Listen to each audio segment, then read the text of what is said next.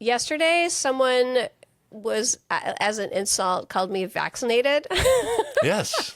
And I was like, I never respond to trolls ever. And this one time I was like, I am vaccinated. The other one that really caught everyone's eye was that Molly Gray was like light years ahead of the other two, but that they'd put Esther Charleston ahead of Ryan McLaren. We've learned in 2024, I'm not so popular with the voters, but dogs, kids, my popularity remains high. Because ultimately as well, the big multinationals, as soon as you buy something from them, that money leaves our community immediately. So there's none of the multiplier effects of keeping that money circulating within our local economy, which is also really important. Hello, Vermont. I'm Andy Julo. And I'm Joanna Grossman. And this is There's No A in Creamy. Vermont politics, culture, and beyond. Thanks for joining us. Hello, and welcome to There's No A in Creamy. How you doing, Andy? Well, I'm a little bit tired. We just got done with a parade in the hot sun. Yeah. Where? We were in the Williston Parade, the July 4th parade, and it was really fun. We were right in front of the Williston Library in the bookmobile. That was really cool. And behind the Nordic Club on their roller skis. I liked their positioning. Yeah, really good positioning. Yeah. I really liked that the library had one of those inflatable unicorns, and I had to get a selfie with the unicorn. People were. I could hear the kids saying, unicorn. And then the Nordic Club was chucking ice at people. Yeah. And then you were coming along with candy. Yeah, people didn't really, some people liked the ice, but the kids kept thinking it was candy, and they didn't like that. They looked disappointed, and then you came along and you brightened their face back up. Yeah, I fixed it. Yes, you did. Yeah, that was fun. Yeah, it was good times, and we saw a million people on the parade route, and marched with some of our Williston buddies, and it was fun. It was fun. I used to go to that parade when I was a really little kid. My grandparents lived in Williston Village, so it brought back some memories. It was nice. Not a lot has changed in the village. A lot has changed in Williston overall. Yeah. But the village has managed to keep kind of its feel. When you were little and you went to the parade, did you also get a candy haul? Did they do that back then? I feel like that has picked up steam. You used to get a little candy. Okay. But the expectation that every float has candy, those kids show up with bags. Yeah, it was like trick-or-treating. Most kids were prepared with bags. I'd never remember bringing a bag to a parade. It was low-key trick-or-treating because the candy came to you. Yeah, it was. Yeah. And they do an ice cream social the night before. I remember that. That was really nice. Yeah, you sit on the lawn. It's like all you can eat ice cream and you listen to the band. Whoa. That's a good time if you're 4 years old. Yeah. Wow. That's cool. Last night we went to the Burlington fireworks. That was really fun. Nice. We went to bed early. Yeah, smart. I know you're not a firework fan. We're not a big fan of fireworks, neither one of us. I understand that. Yeah. Not really, but I respect it. We're all just not fans of fireworks. Yeah, yeah. Well, the Burlington show was really good. Good. Did you catch the aerial parade or no? No, I don't know. I don't even understand because we were chilling on the beach with some friends and we were talking for an hour and we did not see an aerial parade. So I don't really understand that because I saw it on the itinerary and then I didn't see it in real life. And I don't know how to explain. Maybe it didn't come all the way down to Oakledge. Maybe it doesn't really make a lot of sense, but maybe it was only viewable from the waterfront. The waterfront. Yeah. You're not that far that way, though, right? I know. What, a mile? Yeah. Yeah. Okay. I get it. But I hope it was fun for the people who enjoyed it. Yeah, the sky's pretty big. I would think you would have seen part of it, but. Yeah, we saw the fireworks. All right. So, yeah. Mystery. But it was good times. Good. And, we have some interesting political news bust out this week. Yeah, that sent everybody buzzing. The UNH poll. Yeah. For governor and lieutenant governor. Yep. And the current governor's popularity, which has taken a pretty precipitous drop. Yes. Interesting. Which makes it very interesting going into November. Yep, especially with a lively Democratic primary on the other side. He might have a little bit of vulnerability there, a little more than was there before. For sure. And there was, I think, some surprises in the governor's race. Amanda Janoo was a few points ahead of Valerie Richards. And, it's tight. And I don't know that many people thought it was going to be that tight. Yeah. I mean, so it was the results up and down the ticket for that poll were really interesting. So the other one that really caught everyone's eye was that Molly Gray was like light years ahead of the other two, but that they'd put Esther Charleston ahead of Ryan McLaren, which a lot of people, including myself, found really surprising. That makes me think that it may have skewed a little more. That and the governor's race make me think that the poll may have skewed a little more progressive. And I did read that a lot of the engagement was text, which does skew a little younger. But, you know, UNH is also a top-notch polling outfit. So I don't know. We'll find out. I wish they polled on my race. Yeah, right. Yeah. It is hard to poll on some of these races. I mean, we're small. Vermont's just small. Yeah. We had some exciting tales from the campaign this week. We met some royalty. Out there on doors. Yeah. We met Princess Emma. Yes. In Richmond. Yes. And she was amazing. She was amazing, and she introduced me to Prince Oren. You were busy talking on doors to voters. So I have to set it up. So I want you all to know that, like, children and animals are drawn to Andy. It is adorable and hilarious. So we're walking down the street somewhere in Richmond, and this girl like rolls out in front of us on her bicycle and says, "Hello, I'm Princess Emma." And it was I don't think she's a registered voter, but it was still one of my favorite voter engagements so far. No, she just finished kindergarten. Yeah. Yeah. So, you know, not quite yet. Her favorite book is Goodnight Gorilla. All right. Yep. Wow, you learned a lot. Now tell me about Prince Edward. What? Prince Oren. Prince Oren. Yes, is her little brother. And I think he's turning 3. Okay. Coming up, so he's not in school yet. Gotcha. But he's a pretty good bike rider. Okay. And we had a good time while we were talking to voters. The puppies, dogs, they run right to me. They really do. Yeah, we've learned in 2024, I'm not so popular with the voters, but dogs, kids, my popularity remains high. It is very consistent. Yes. Yeah, it's often really convenient for me because I'll be talking to a voter and they're like distracted by their dog or their kid. You're on it. Yep. Yeah, and it's entertaining. We all have our talents. That one's mine. It's financially worthless. So that we've had some really great in real life voter engagements, and we've had. I mean, it wouldn't be a campaign, and it wouldn't be a campaign season without trolls. Yeah, and we talked about this when Charity was on the last time. But when I was a campaign manager, like one of my missions in life was to protect my candidate from the negativity. But now I don't know why, but actually, the right-wing trolls, they're after me. And I think they're just hilarious. And it's so we had a really good one this past week where they called me a commie mommy. Yes, I like that one. We've gotten a lot of mileage out of that one. Oh, my God. Office. Yep.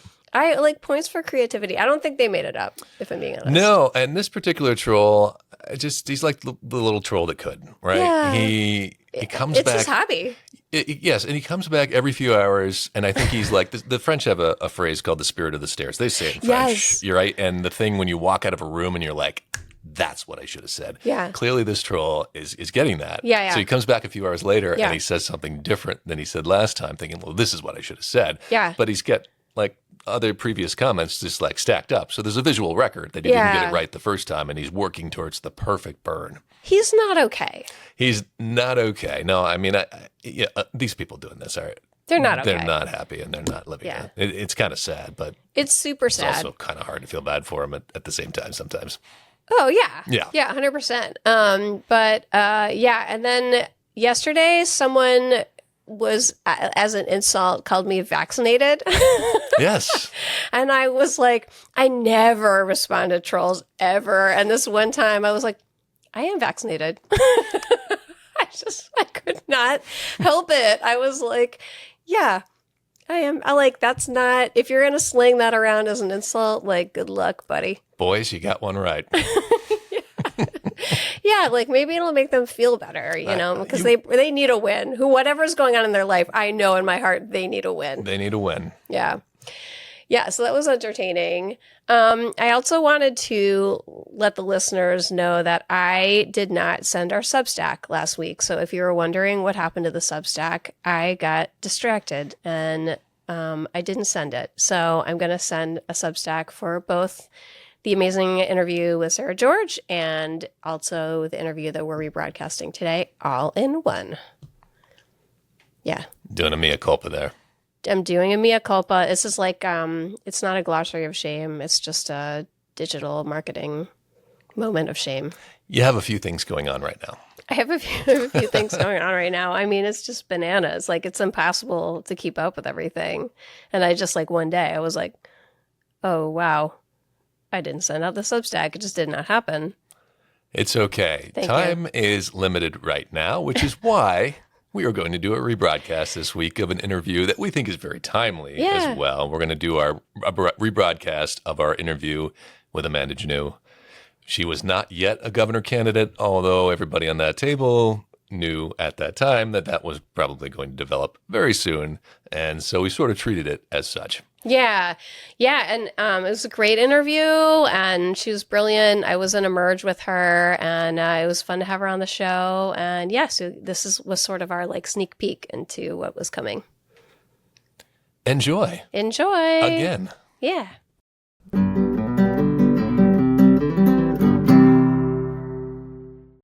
Hello and welcome to There's No A and Creamy, Amanda Janoo. Thank you for joining us. Oh, thank you so much for having me. Thanks for being here. I just have to say, I want you to introduce yourself and tell us about you and your organization. But also, Amanda and I were Emerge sisters, and we go back, and I'm really excited to have you on the show. Oh, I'm really excited to be here, too. I really appreciate it. Yeah. Tell us a little about your job and your role and how that involves Vermont. Well, so I grew up in Vermont, so in South Stratford, Vermont, which is like in the Upper Valley area. And growing up, I would go to the town meeting with my parents, and so watch my neighbors and community discuss and debate and decide on everything from how much money should go to the roads, to the schools, to whether or not there should be GMO labeling. How much salt to buy. Yes. Oh, yeah. We covered that all in the first episode. I love that you're calling back to that. Yes. Yeah. And so, that was really my introduction to politics and my introduction to economics. So when I actually went to college, I learned that there were a bunch of people who believed that the economy was governed by its own natural laws and not by us. I was horrified. And so that sort of started my now, I would say, decades-long love-hate relationship with economics, because I feel like one of the greatest tricks that's sort of been played on our society is to present the economy as some abstract force out there beyond our control, when the reality is that we are the economy. It's just a word for the way we produce and provide for one another. And so I feel very strongly about the idea that we should therefore have a right and a responsibility to mold and direct that system in line with our values and objectives. So that led me to work for quite a while for the UN as an industrial policy expert, which was at that moment kind of like the last bastion against neoliberalism. So it's the idea that governments should take a proactive approach in protecting and promoting particular economic activities in line with their goals. And so one of the things in working in that space that was the most important was to understand what their actual goal was. And so in Myanmar, for example, was the first Ministry of Economy I worked with that was majority women. And their goal was about rural-urban inequality reduction. And if that's your goal, then you don't want to just attract big multinational corporations who know how to consolidate wealth better than anyone, and you probably want to focus more on supporting like rural cooperatives or informal firms that are going to support more equitable and broad-based development. Or in Mozambique, it was about resiliency. And so rather than taking a very, just export-oriented raw material focus, you focus on supporting a diversity of local industries so that you have, a really vibrant local economy. And so that realization of how important it is to understand like the higher level development goal led me to work for the organization I work for now, the Wellbeing Economy Alliance, which is really focused on fundamentally redefining our definition of progress and development away from economic growth to really center social and ecological well-being, so that then we can appropriately design and evaluate our economies by its contribution to that. Well, let's dig into that well-being economy, that term. That may not be one that a lot of people are familiar with. So what is that specifically, and how does it compare to what we consider the traditional economy to be? Yeah. So, I mean, maybe it's helpful to also demystify some of the kind of like dominant economic logic or understanding of the economy we've had since the 80s, which has been very much centered in sort of a trickle-down economics narrative, in the sense that the understanding is the primary goal of government and society is to boost economic growth. And so the best way to do that is to support the large corporations, investors, tech entrepreneurs, and to remove them from any democratic oversight and just trust that if they're left to their own devices, the wealth and profit they generate will benefit us all through increased investment and job creation and cheaper goods. But even at the time in the 80s when Reagan was trying to advance this, economists were like, there's no basis for this in reality, because that's unfortunately not how economies work. It just will lead to greater consolidation of power and wealth into fewer and fewer hands, which leads to greater corruption and political influence, et cetera. And so the well-being economy movement, it starts from the premise that it's not about economic growth. It's really about the flourishing and the quality of life for people and our planet. And if that is our orientation point, or let's say in Vermont, similarly, when you ask people what they love about living here, they always say it's the community, like neighbors, helping neighbors, and it's our natural beauty. And so if that is the things that we appreciate the most, rather than taking it as like for granted as something that's here, it becomes actually the orientation point for then designing or evaluating our economy's success. And so at the Wellbeing Economy Alliance, for us, it's really important that that definition of progress is developed by communities, so it's in their own language and values. But we say, it's around ensuring that the economy actually delivers on the things we need most, like ensuring that everybody has the necessary foundations to live a life of dignity and purpose, of ensuring fairness so that there's a just distribution of not only like wealth and income, but also power and time, of fostering meaningful connections, like meaningful relationships, not only between people, but also the natural environment, and of ensuring first and foremost that our economy is not only protecting, but regenerating our natural environment, like giving back as much as it takes. Right. And last, but probably not least, because this is the one I'm like particularly passionate about, is the importance of participation, of us feeling like we have the power and voice to mold and direct this system in line with our values and objectives. So it is still towards growth. It's just a different definition of growth. It looks more at the individual level. Well, and that's the thing. Even the guy, Simon Kuznets, who was one of the chief architects of the system of national accounts, which is like the basis of GDP, he was really clear that any discussion of growth should always be growth of what and why. Right? And so that has to always be the question, like, what do we want to grow and why do we want to grow it? And so, for example, right now in Vermont, I think there's a really strong case for example, having more primary care physicians in our state, right? Or of really supporting and protecting our local businesses and supporting our sole proprietors. And so it really depends on what your goals are. Sure. But not assuming that if you just encourage more external big corporations or investment, that's going to be the route to your prosperity. Gotcha. Mm-hmm. I love how the model is a lot of playing to our strengths, right? And thinking about what are we good at, what do we value, and kind of bringing that to the forefront. Can you talk to us a little about what are the metrics? Like, how do you measure success? Yeah. So I will say in this work, because a lot of it does start, like people come, I think, to the Wellbeing Economy movement with that question. Because if it's not GDP, then how do you measure it? And I will say everybody and their mother has their alternative to GDP metrics. Oh, okay. So I've had to be a bit agnostic in terms of it. And so there are many different examples. Like one, for example, is called the Happy Planet Index. And it just looks at like people's life satisfaction per unit of material consumption, right? And like that's pretty simple, but it's something which the countries which rank highest in terms of that end up being countries like Costa Rica, right? Like not like the United States. So because the US, in terms of GDP, like we're by far the richest country in history, but 60% of Americans aren't earning enough to afford basic needs like healthcare, housing, or food. And so in what ways can you say that that's a functioning or flourishing economy?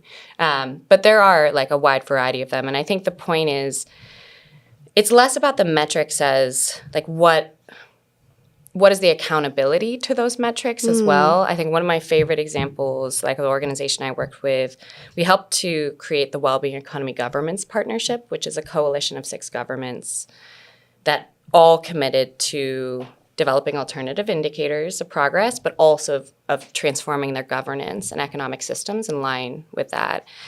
And Wales was one of those who went through a process of asking all of their citizens, what kind of Wales do you want to leave for your children and grandchildren? And on that basis... That prompt really snaps into focus, too. I just have to say, I really love that. Go ahead. Yeah. I mean, I think especially thinking about future generations, there's something that unlocks some of our imagination as well to move from just being immediately reactive to everything to having a clear plan or vision. And so through that process, they developed these 7 high-level well-being goals, which were around equity, health, global responsibility, connection, biodiversity, which is their definition of resilience, and even their definition of prosperity was an innovative, creative, and productive society, but that respected planetary boundaries. And so then they passed the legislation that required a total transformation of the whole of government to not only develop indicators to measure this, which the indicators I think are good because they always wanted to choose indicators that would relate to multiple goals, not just one, but to set clear 25-year targets, so for the next generation, and to hold the whole of government to account to achieving them by creating a Future Generations Commissioner whose tenure is always longer than any political administration or cycle, who's semi-autonomous. And so what that meant was that, for example, when they wanted to build a new highway through the country, the Future Generations Commission was like, cool, all right, well, explain to me how that's going to contribute to our 7 well-being goals. And when they couldn't make the case for it contributing to any of the goals, except for maybe one, they put an entire permanent freeze on all new highway development and road development. So all that money would go into public transportation and active travel instead, which they could see as directly contributing to a healthier, more equitable, globally responsible, et cetera, Wales. And so it becomes an orientation point for making decisions in a different way than I think we're making them right now. So I imagine you must have to bridge a lot of gaps. So when you are talking to economists about these things, they are probably reluctant to break away from GDP or job growth or these traditional metrics. And then at the same time, when you're talking to people who are working for social progress, they're probably distrustful of economists. How do you bridge that gap and bridge those two worlds so you can talk to both of them? Yeah. I mean, I love that question because honestly, economists are often, or at least traditionally trained, what we would call like neoclassical economists, are probably the hardest ones. Adam Smith model, right? Yeah, exactly. Right. Are the hardest ones to maybe get it like aligned with this kind of thinking because there's already so much internalization of a particular worldview or logic. I think for most people, it just intuitively makes sense, but it is somewhat, there's like both a learning and an unlearning that happens because we've all held this economic supremacy for so long that we feel the need to make the case for why like health is good for the economy rather than feeling like we can swap that burden of proof and ask like, how is the economy contributing to our health? But that's really the kind of paradigm shift, which we're trying to advance. Yeah, that's a challenge. Yeah. It is. This is, I just am listening to you and thinking, I feel like I'm just overwhelmed by how would we ever make that shift, right? How can we teach people that you can buy into a different model without causing harm to your community? I deal so much with the idea that people think that investing in, these big corporate models is the only way to go. That's the only indicator of growth. And it's like, so I guess I'm curious, like, how do you build buy-in in a whole country? Like, how did these countries do that? How did these 6 governments, you said? Yeah. How did they do that? I mean, I will say that the first 3 governments that started it were all had female heads of state, which I don't think is a coincidence. So it was, it was New Zealand, Iceland, and Scotland that started it. And then now there's Canada, Wales, Finland, and Ireland and Brazil are going to join soon. But I think a lot of it is just that we don't really have a choice, honestly. Like the current system, they just realized we're achieving economic growth. Like we've designed systems that are really good at that. But we are also seeing extreme inequality, extreme environmental degradation, and even the richest countries in the world can no longer afford to just keep reacting to the increasing severity and frequency of these like social or political or environmental crises. And so they're going to have to move upstream and get the economy to do a bit more of the heavy lifting in terms of delivering on more equitable and like sustainable outcomes. And so it's like in Vermont, the way that we're going about it, I'm part of a coalition which was called the Vermont Prosperity Project, but we're now rebranding to be WEAVE, and which stands for the Wellbeing Economy Alliance of Vermont. And it includes, the Vermont Businesses for Social Responsibility, the Vermont Sustainable Jobs Fund, VCRD, the Vermont Council for Rural Development, the Gund Institute, so the Ecological Economists, and UVM, Abundance Sun, and we're expanding our steering committee now. But a lot of it is actually going out and engaging community and asking similar kinds of questions about like, what is your vision for the future of Vermont? Like, what do you really value most? And then actually documenting examples of where they see economic activities or behaviors that are already aligned with those values or that vision. So if we talk about, social connection, there are a lot of examples of the ways that we show up for one another in non-monetary sort of ways to take care, to provide, or to look after one another, the natural environment. And once you see these examples or all of our many, small businesses and cooperatives and social enterprises or Bar Hill Distillery, I love as an example of a business that has really embraced this idea of being like a circular and regenerative business. And so it starts to feel like something that isn't like a total massive transformation, but the pieces are already here, but they all exist in spite of the system rather than because of the system. Sure. And so how do we ensure that they can thrive because we recognize the value that they're providing beyond just like a financial, immediate monetary one? Yeah.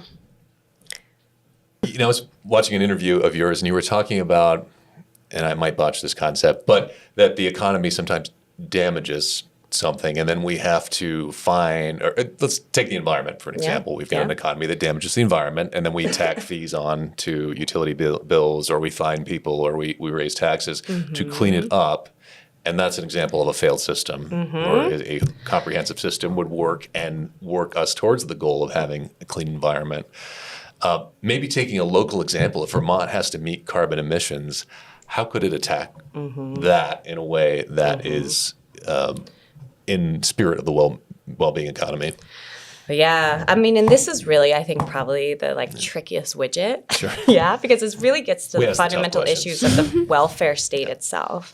Because the thing is, I think some of the eloquence of GDP is that it's not only a proxy for economic output, but it's also a proxy for national income.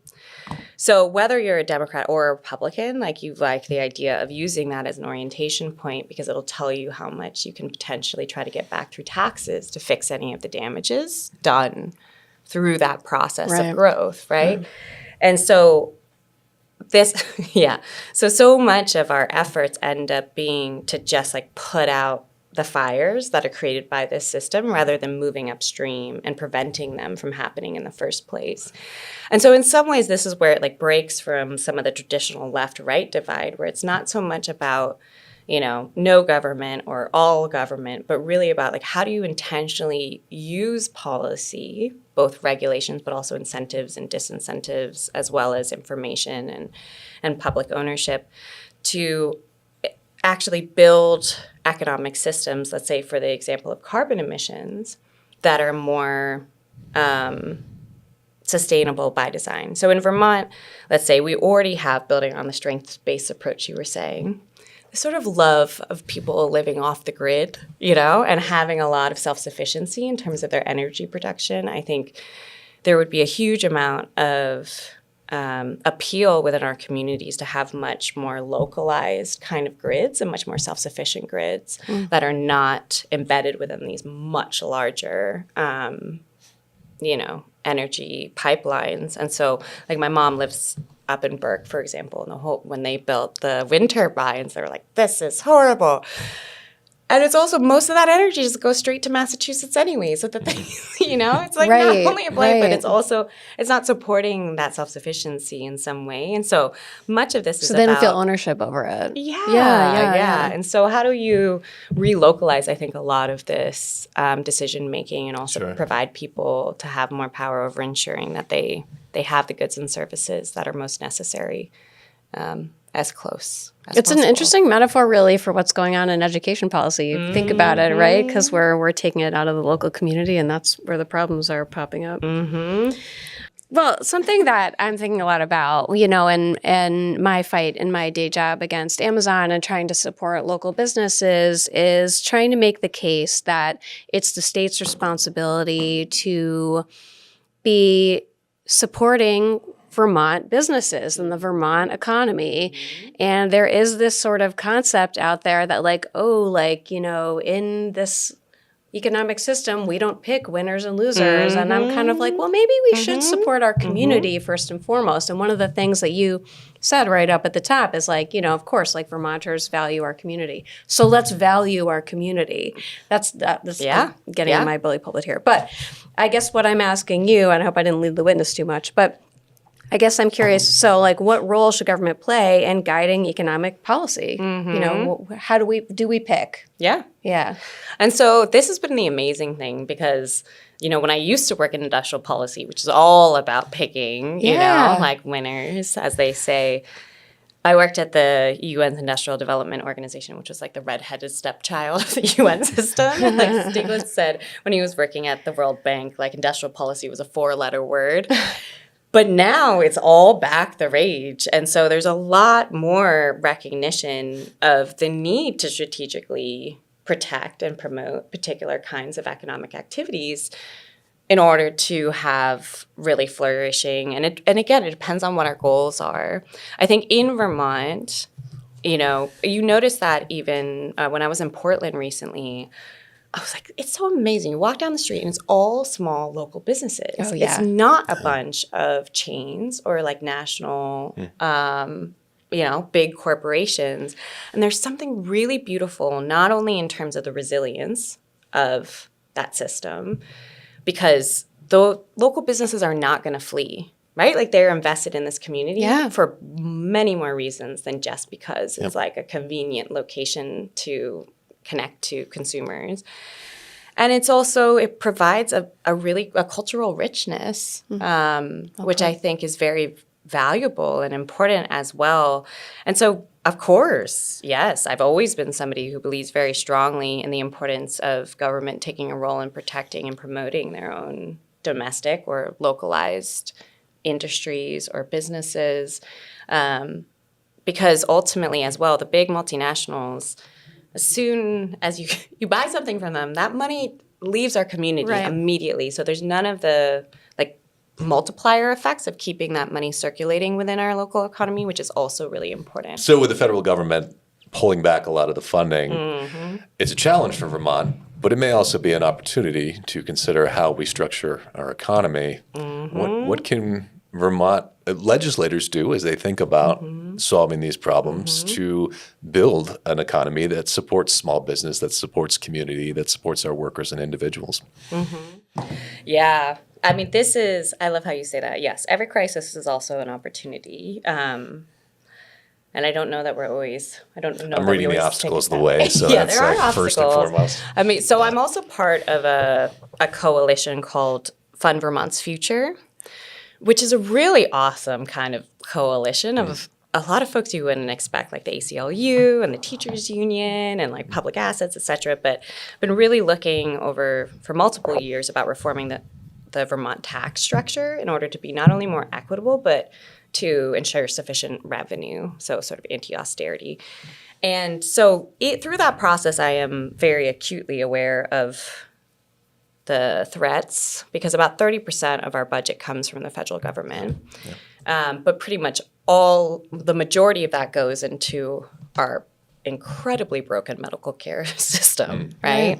And so what this crisis, I think, provides us an opportunity, because even before they threaten to cut it, or even before, the big, beautiful bill comes into effect, our system is already clearly broken, right? I mean, I was talking to my friend who's a bartender, and his insurance went from about $100 to $1,000 a month, right? And I mean, who can afford this? And so I think it's a clear indication that there are certain kinds of things like healthcare that you do not want to be oriented to profit. That's a very perverse incentive, because if all of us are paying for a medical care system, then the incentive is for us to be healthy. But if you have a fee-for-service or profit-oriented system, then the incentive is shifted. And so I was looking at, for example, if we passed the Fund Vermont's Future has been trying to pass a fair share, call proposal, which is to put a surcharge on income which is above $500,000 each year. So you get, rich Vermonters to pay more of their fair share. And if we just pass that, we would have more than enough money to be able to just pay primary care physicians directly the average annual salary that they're already having. People could go and get free healthcare without having to deal with insurance, and you could still cover free basic pharmaceuticals. Like small towns, we could get small town doctors back so they could provide welcome packages if they have a empty, building or something, that you could set up clinics. We could cover admin support and even some practitioners to support with this. But the best preventative care is going to come from practitioners who are embedded within our communities. So coming back to the idea that if our orientation point and the thing we love is the strength of our communities, then let's bring back doctors into those. And let's just create a side system that would ultimately end up saving us, upwards of $250 million a year, right? Just for more of that upstream preventative expenditure. And then we could deal with all of the other stuff, which is engaged with the ACA and, a lot of the larger regulations to figure out a way to get to a full universal healthcare program. But yeah, fulfill the need. We could do it. Well, I think you might have answered this a little bit, but so something that we're talking about here and we're talking about constantly is that, so Vermont is a brave little state, but we're not a rich little state, right? Mm-hmm. And we've been kind of being able to, pursue our values here as a state, as far as we've been able to, by being kept afloat by federal funds in a lot of ways, both to the state government, grants, tons of grants to small businesses, and also to the nonprofit sector, which is a huge employer here. And, without that money, now what I'm trying to figure out is, how are we going to keep Vermont solvent in this environment? And how are we going to be able to continue to be Vermont with Vermont values and not just a shell of Vermont, when we've got an authoritarian regime rising, and I know that's fighting words, but that's how I'm seeing it, in this environment. So how are we going to be able to move forward in this moment? And by this moment, I mean in this spring session when they have to write the budget. Yeah. Yeah, absolutely. And it brings me back, I guess, to my experience working in international development too, where that was always the logic too, right? These countries are poor because there's a very deficit-oriented mindset. They don't have the foundations they need. So we just need to look for external foreign direct investment, technology, skills. That is what's going to sounds familiar. Be the root of their development and prosperity. But the reality is, I always, let's start with what do you have, right? What are the things that you have here that are the foundation of the kind of goals that you want to advance? And so, Yes, 100%. There is a lot that is broken within our federal and our state sort of like social welfare and like governance and decision-making processes. Like currently we're just like reacting to stuff, and we need to be a lot more proactive, because I don't think saying it's authoritarianism is fighting words. Like it's straight up fascism, man. Like 100%. Like the reason I moved back to the US is because my dad is an immigrant, and I know that the standard fascist playbook is always to scapegoat immigrants and the most vulnerable in our population for the pain that is brought by like total free market globalization, right? Like, because it's easier to blame an immigrant than it is a multinational corporation. But I think most people recognize that that's sort of what's happening here. And so I think it's important to realize that, especially now, to your point, if we want to live with our values, we've all got to be aggressively generous, right? And that does require that those who have more financial resources to be more generous with those. But it doesn't also put everybody else off the hook too. Because I think the thing that makes Vermont so special is like we're handy.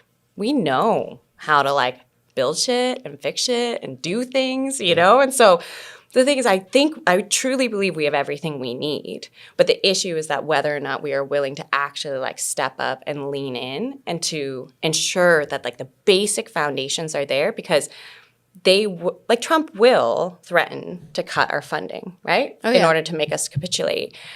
And so we need to be very clear that there's no price at which we're willing to like sell our neighbors to ICE, right? And that we will ensure that we have the basic needs of food and housing and healthcare, because those kind of vulnerabilities are what they will leverage on in order to force our compliance. And I think we, more than maybe anywhere else, I'm obviously biased because I love Vermont, right?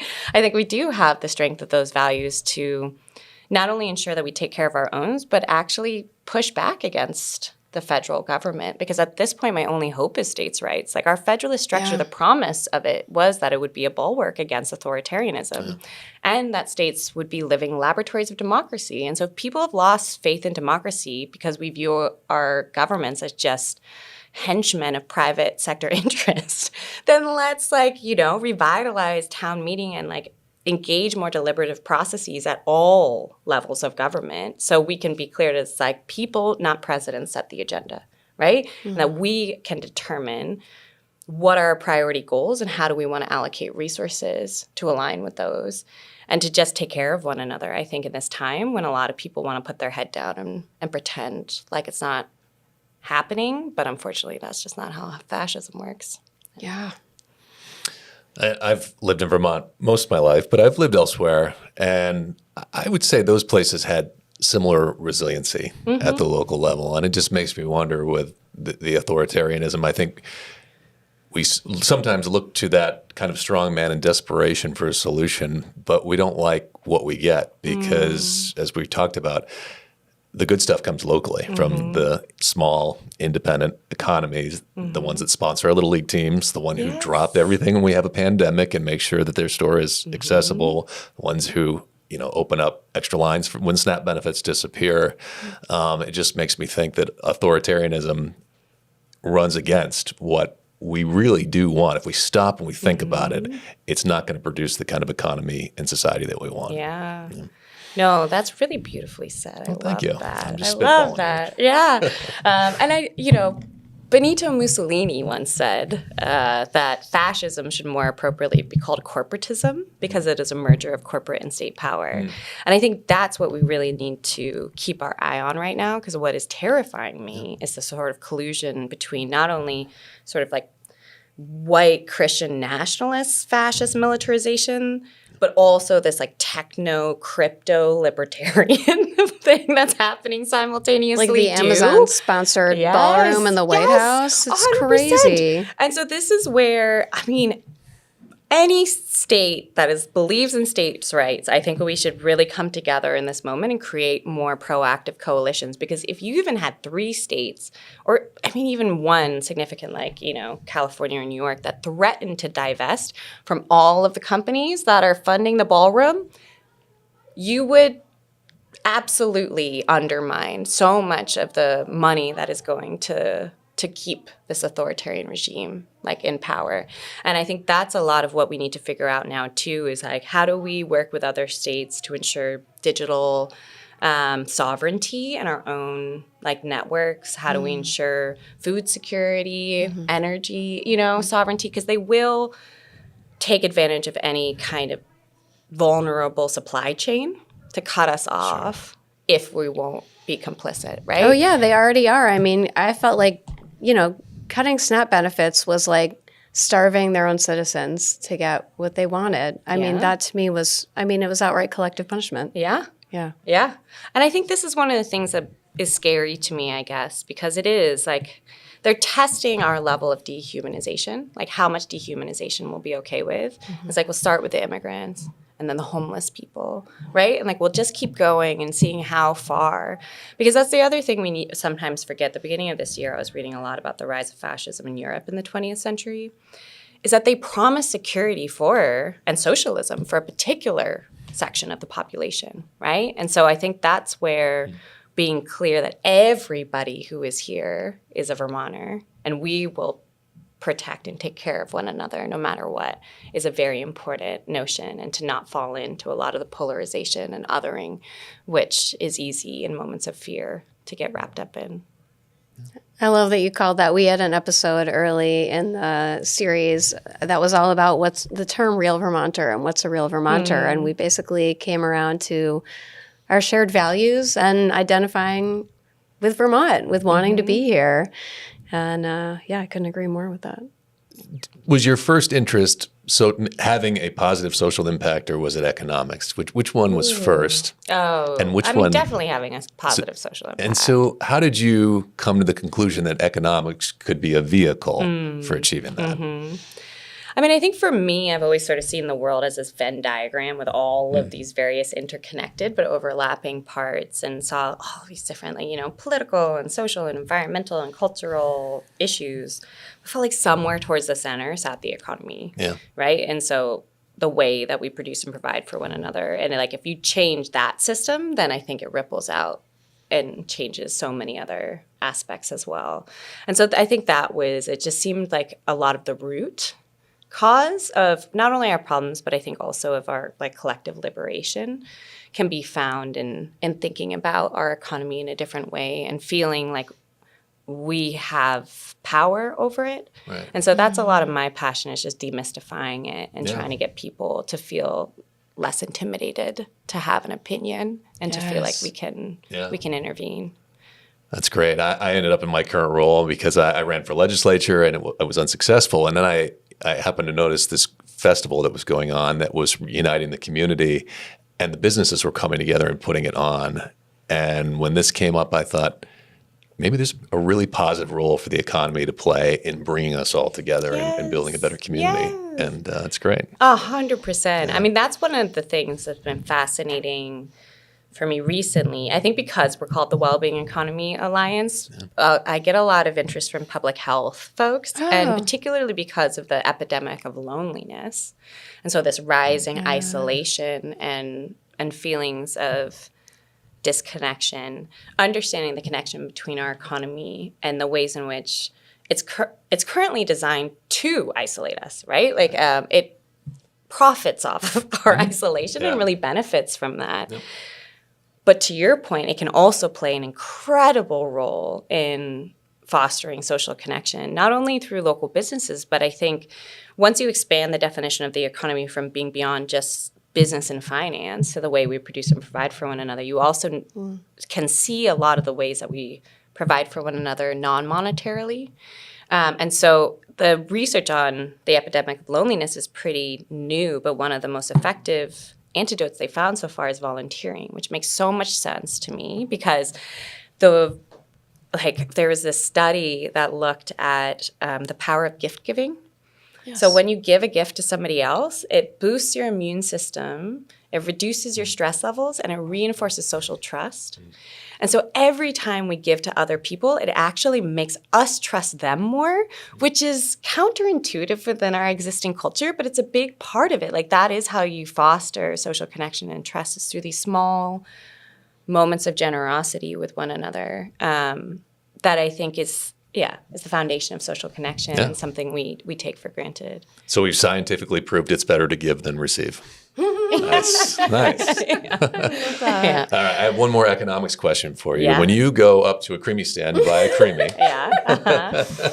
what is your creamy order? Ooh.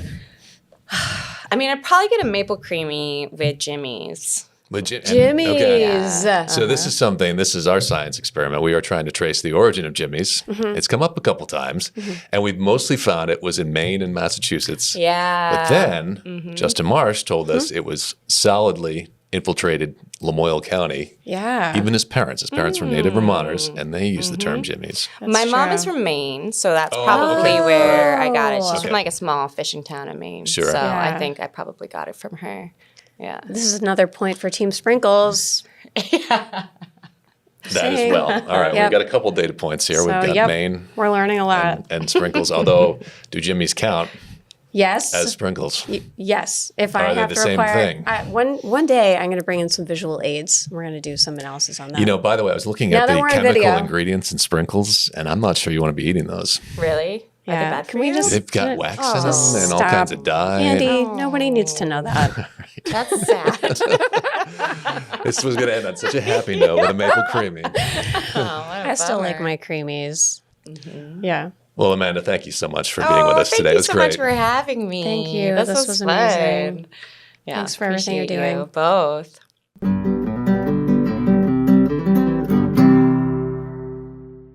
Well, that brings us to the end of this episode. Thank you all for listening. Follow us between episodes for the latest updates on our socials at There's No A in Creamy on Instagram, Substack, and Blue Sky. And catch us on our next episode of There's No A in Creamy, Vermont Politics, Culture, and Beyond in Apple Podcasts and Spotify.